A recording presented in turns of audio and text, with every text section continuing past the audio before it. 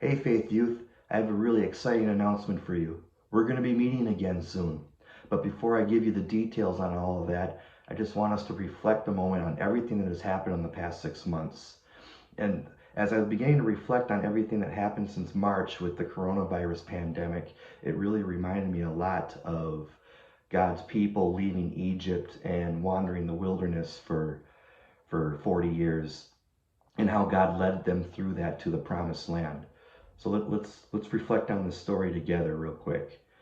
So God's people are leaving Egypt, and God is using Moses to lead them through the wilderness. And because of the lifestyle that Egypt chose, where they worshipped and followed multiple gods, God really wanted to refine them and get them to understand that He is the one and only God, and that He wants them to follow Him and trust Him and be guided by Him and only Him, but also giving them the hope that there is a day that I'm going to lead you to the promised land. As they got to the promised land, their leader Moses died, and Moses' general Joshua became the leader. And God used Joshua to not only conquer Canaan and give them that land, but to also conquer the surrounding nations and basically divvied out all this land to the 12 tribes of Israel. If you fast forward to the end of Joshua in chapter 24, Joshua is reflecting on everything that God has done over the course of time. And he gives God's people this choice. And it's in chapter 24, verses 14 and 15. Now fear the Lord and serve Him with all faithfulness. Throw away the gods your forefathers worshipped beyond the river in Egypt and serve the Lord. But if serving the Lord seems undesirable to you, then choose for yourself this day whom you will serve, whether the gods your forefathers served beyond the river or the gods of the Amorites, in whose land you are living.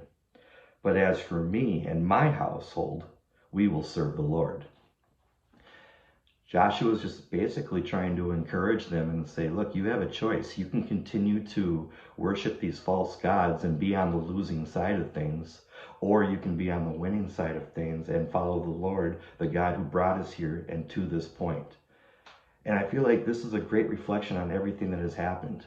We have been trying to sort out how we can do youth ministry and be together for the past 6 months as we've lived in this coronavirus world.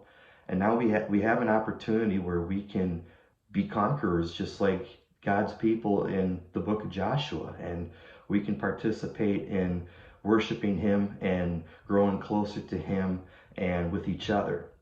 So let me give you the details.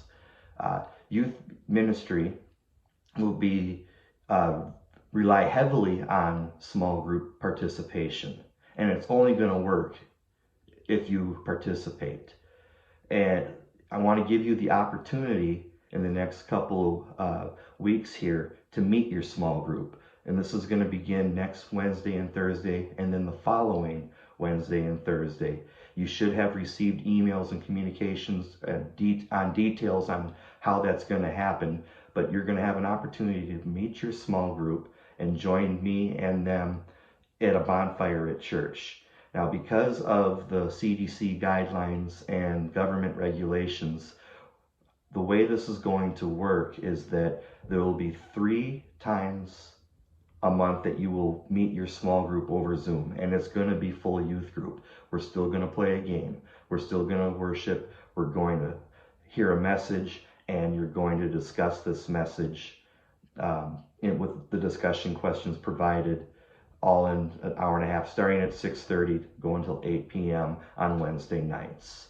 And then one small group a week will then come and meet me at the bonfire pit at church, and we will rotate these groups out weekly to join your small group and me for a bonfire at the church. I'm really excited about this. I think this plan can work. This is going to give us some face-to-face time. It's also going to help encourage you to really grow in your small groups this year. Again, this is only going to work if you participate, and Your leaders are excited. I'm excited for you to be with your groups again.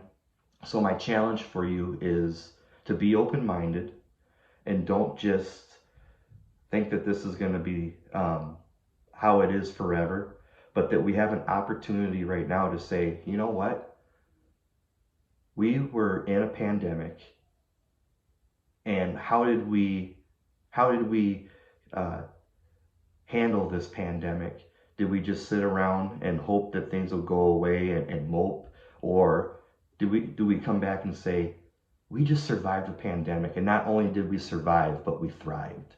I'm really looking forward to seeing all of you. Check your communications for what time your small group will meet me at church. And also, just another quick plug that we are doing a great and fun Bible study every Sunday morning over Zoom. Love to have you join. If you have not filled out the youth survey, please do so. It's not too late. Once you do that, I can add you into your small group and get communication out to you when you're going to meet. Can't wait to see you. We'll be seeing you soon.